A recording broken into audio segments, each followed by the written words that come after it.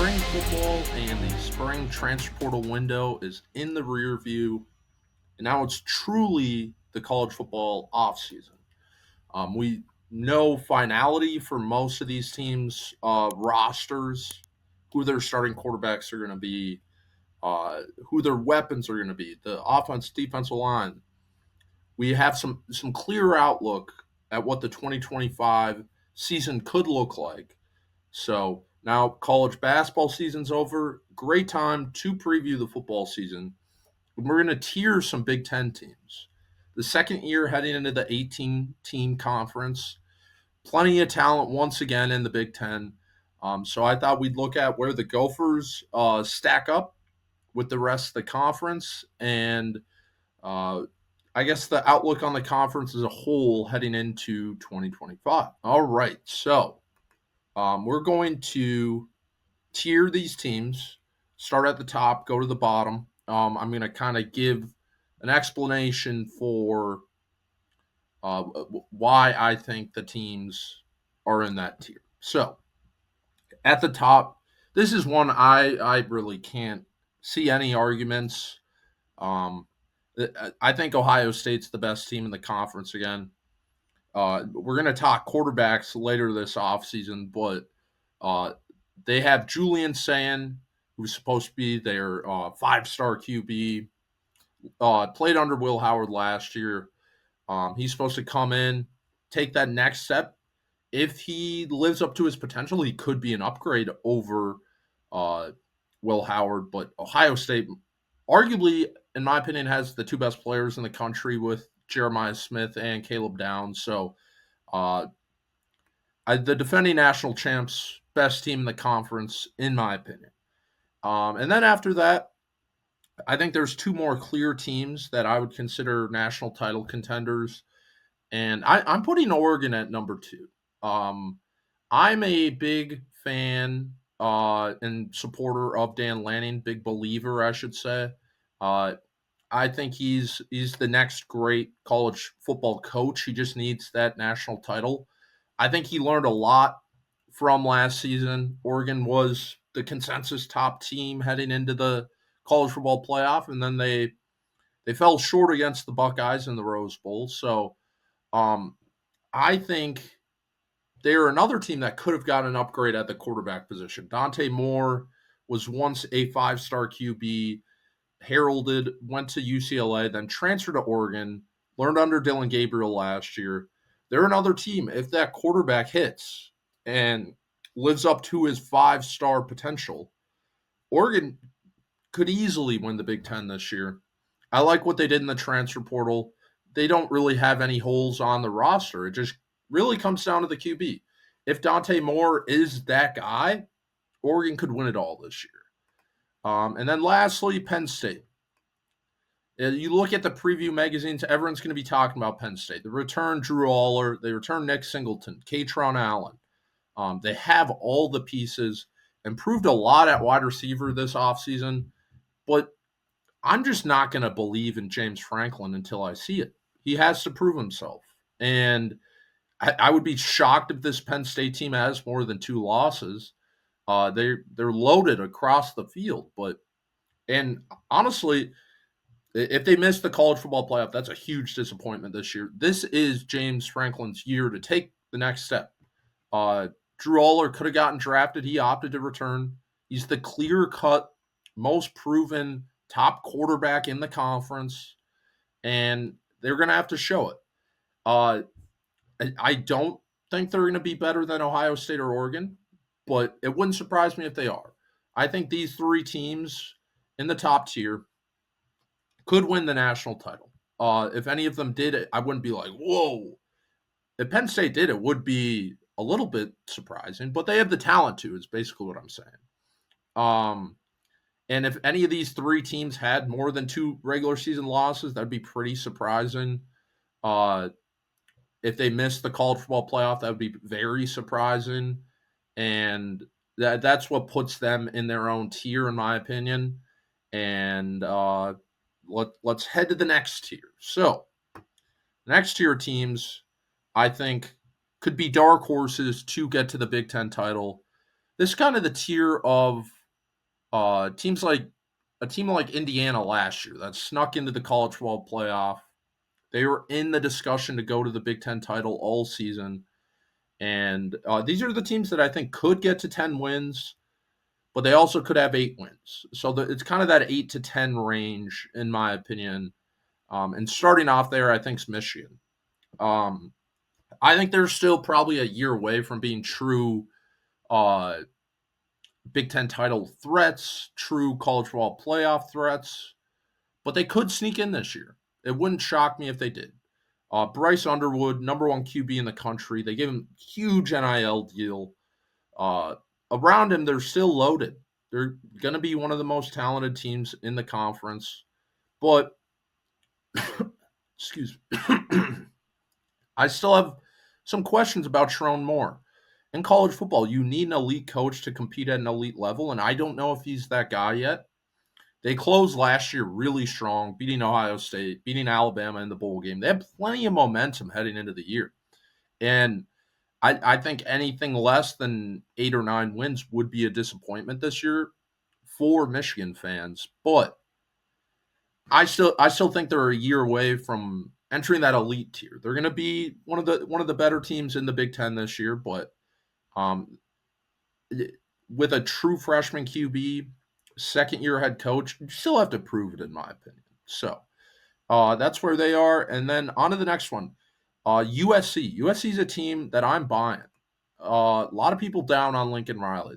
They're thinking West Coast ball doesn't work in the Big Ten.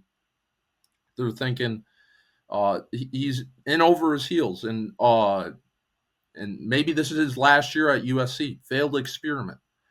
I'm buying low on Lincoln Riley after a disappointing year last year, and why that is, they were really good in a lot of they were in a lot of close games. If a few balls bounce a different way, you're looking at 8-4, 9-3 team last year, and it's a whole different discussion. That Penn State game they should have won. Easily could have beaten the Gophers. They did beat LSU on neutral field week 1. So I think Lincoln Riley improved the Trojans' defensive philosophy a lot last year, and with Jaden Maeva another year under the belt at quarterback, they could be again another sneaky 8-4, 9-3 team.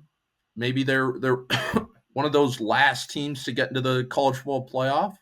Wouldn't surprise me. It would surprise a lot of people, but I'm buying low on the Trojans. And then some other teams in this tier, I like Iowa. I'm a big fan of South Dakota State QB transfer, Mark Gronowski. I think he could be the guy that improves Iowa's offense to a level that they sneak in maybe as that last team in the college football playoff. The Big Ten had 4 teams in the playoff last year: Ohio State, Oregon, Penn State, and Indiana. I think it's fair that they're going to get 4. Those top 3, I think, are going to get in. But who's the fourth one? That's the question. And that's kind of what I think this tier is. I think any of these 4 have a chance to do that. I was going to have a great defense again. And I just like the Gronowski pickup. And I think he fits their system well. And I think he could be their missing piece to the offense. And then the last team in this tier, I'm throwing in Illinois.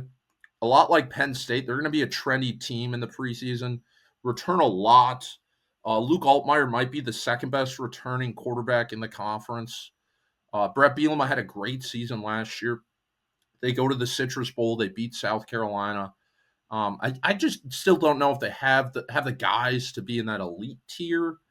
And I don't know if they have the experience playing in those big games like some of the like Lincoln Riley, like even Kirk Ferentz. I think they have a pretty high floor with this team with the amount of experience they return, but they're replacing Pat Bryant at wide receiver.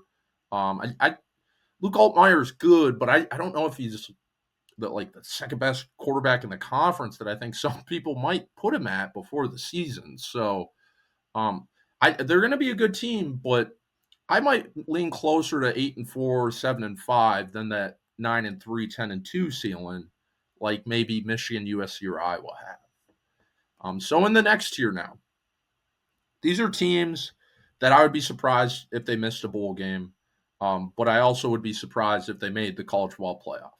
I think they're firmly in that 6-6 to 8-4 range. I'd be pretty surprised if any of these teams were lower or any of these teams were higher. So, first team in this list, I have the Gophers. In the grand scheme of things, I'll obviously talk about the Gophers a lot between now and the start of the season, but it really just comes down to Drake Lindsay. Their entire roster, they don't have many holes. I think the biggest question mark is obviously the quarterback. If Drake Lindsay lives up to his potential, that Minnesota could be one of the most intriguing teams in the conference. Their ceiling would immediately go much higher, and maybe they could be like Indiana last year. But in the grand scheme of things, I still think they are a year away from making a run like Indiana. I think next year's their window. Uh, they hopefully would return Drake Lindsay, Coy Parrish. They still have a lot of talent at wide receiver with eligibility remaining. And I think that they're kind of building up for next year. They had a lot of coaching turnover. I don't think we're going to see that same thing this next offseason. So I think this is a year that if Minnesota gets to a bowl game, they get 6-6, 7-5, maybe have an upset win in there. Drake Lindsay shows some good things. You're building for that next season. But it's just the rest of the roster, I think, just raises the floor. We're going to talk about more about the defensive lines, but I think they have one of the best in the conference. I don't know why people were saying it was a weakness heading into the transfer portal. They have a lot of depth there. Anthony Smith, Devin Eastern, Jackson Howard, a lot of talent, and their skill positions very good. Offensive line, another position group that if it hits, it could hit very well.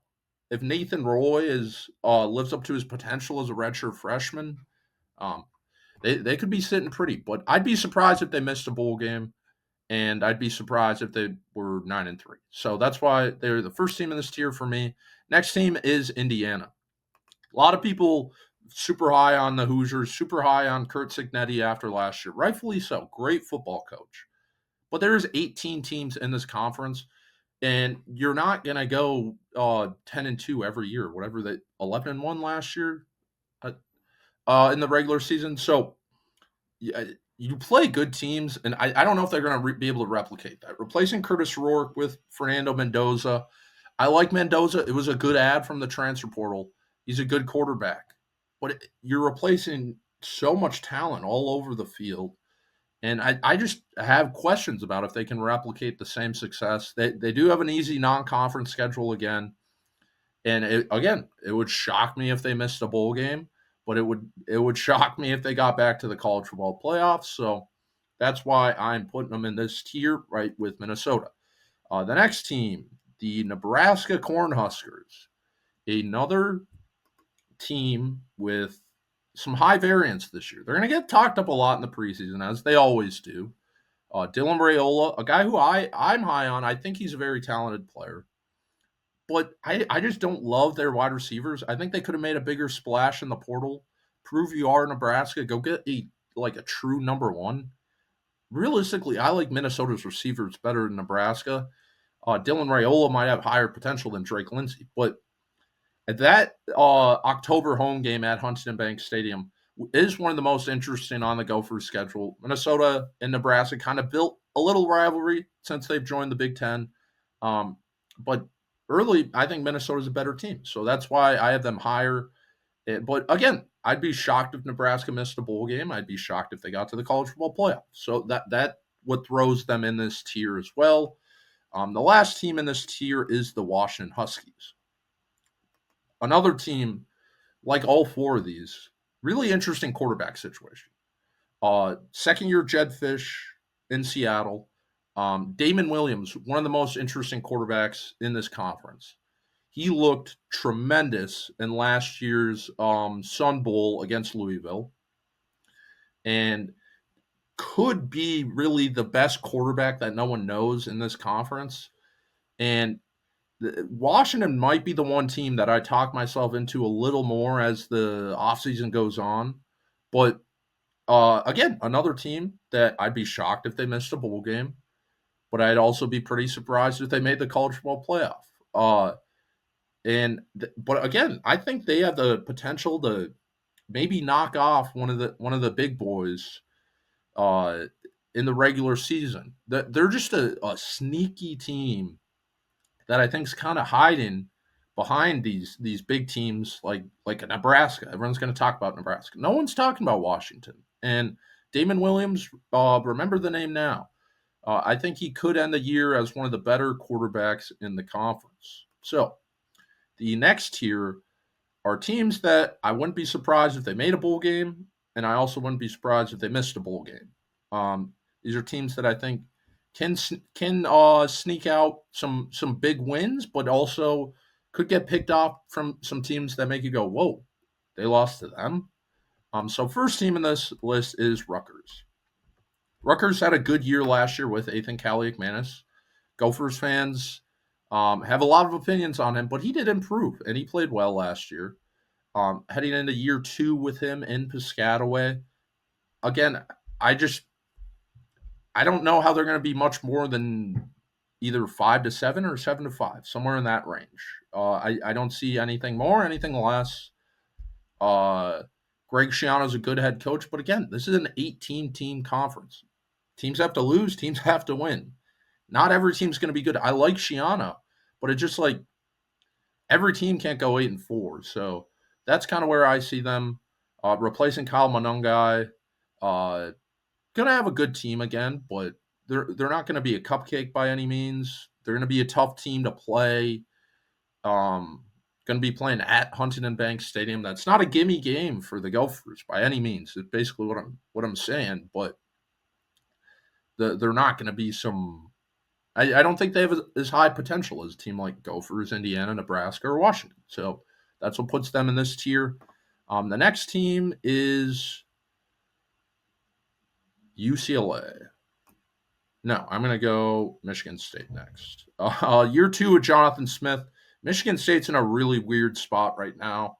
Um, it, the Aiden Childs returned second year at quarterback. Some people are really high on him. I didn't love what I saw last year. He has interesting potential. I think he's just a good quarterback. I don't think he's great. I don't think he has the potential to be great. Um, Michigan State made all these big splashes last year, getting Joe Rossi from Minnesota. And I didn't really love what I saw. I didn't really love how they've been attacking the transfer portal. Um, I think they have the talent to be a bowl team, but also it wouldn't surprise me if they went 5-7. A lot of questions, I think. And the Jonathan Smith seemed like a great hire when they made it, but that momentum died off really quickly. So they're in an interesting spot right now. Maybe I'm not giving them enough credit. Maybe they go 8-4, and I'm like, whoa. But again, 8-4 would surprise me if they did that, and that would impress me a lot. So that's kind of where I'm at with the Spartans right now. And then UCLA, really interesting team. Went out, got Nico Amaliava. Everyone's, I think, way too quick to be like, oh, that that experiment's not going to work. Uh, Amaliava handled himself terribly in Tennessee. He's a good quarterback. He's not a great quarterback. I'll get into that with my quarterback rankings next week, but he's still a good quarterback and probably one of the best UCLA have had in a while. Um, and people are really low on Deshaun Foster, but they were sneaky back into last year, closed the year well. TJ Harden, they got some weapons for him. Um, and again, I 5-7 to 7-5. I think that's a fair range for UCLA. It wouldn't shock me if they're a bowl team. Wouldn't shock me if they missed a bowl game. So that's where they're at. And then this next year teams are teams that would shock me if they made a bowl game. I just don't see it with them. Northwestern, I thought year one, David Braun showed a lot of things that I'm like, ooh, this guy's good head coach. Northwestern kind of lucked out with that whole Pat Fitzgerald situation, getting David Braun. But they took a step back last year. They're in an interesting spot as a program, building that new stadium. They're playing outside on Lake Michigan right now. Um, But I do like Preston Stone, the SMU QB they got from the transfer portal. Really sneaky ad that no one's talking about. And this is the one team in this tier that I wanted to put in the next tier. But again, there are 18 teams in this conference, and you have to pick teams that aren't going to do well. So I like David Braun. Again, I just don't think they have the personnel to be in the tiers above and compete with the top of the conference. Next, I have Wisconsin. Some people might look at this and be like, "Oh, classic Gopher writer just picking on Wisconsin." Billy Edwards Jr. I'm going to get into it. Not buying it. I think he fits the bill of the last couple of Wisconsin QBs. They're Luke Fickell's quarterback evaluation just hasn't been good. I was a Tanner Mordecai guy. He didn't work out. Tyler Van Dyke suffered an injury, so it's hard to judge that completely, but I didn't love that. Braden Locke was not good. And I just don't see Billy Edwards Jr. being that much of an upgrade. And they have a new offensive coordinator, just plenty of questions all over the field, ton of transfer portal entries, which is never a good sign. And I just, it screams 5-7 to me. If they go 6-6, I genuinely would be surprised. They have a really tough schedule again. Alabama in the non-con, at Alabama this year. So a lot of questions in Madison. And the Luke Fickell era has not gotten off to a good start. And I think they have way more questions than answers right now, putting them in the bad tier for me. And then lastly, Maryland. I think this is kind of a rebuilding year for them. They got talented 4-star QB, true freshman Malik Washington. They might start him year one, kind of see what he's at. And it just, again, not all these teams can go to a bowl game. And I just don't see how Maryland's better than any of the teams in front of them. Maybe Malik Washington's randomly this great QB, but I don't think they have the talent at receiver that they've had in years past. I mean, Mike Loxley has produced some solid receivers since being at Maryland. Most recently, Ty Felton to the Vikes. I don't see the talent this year.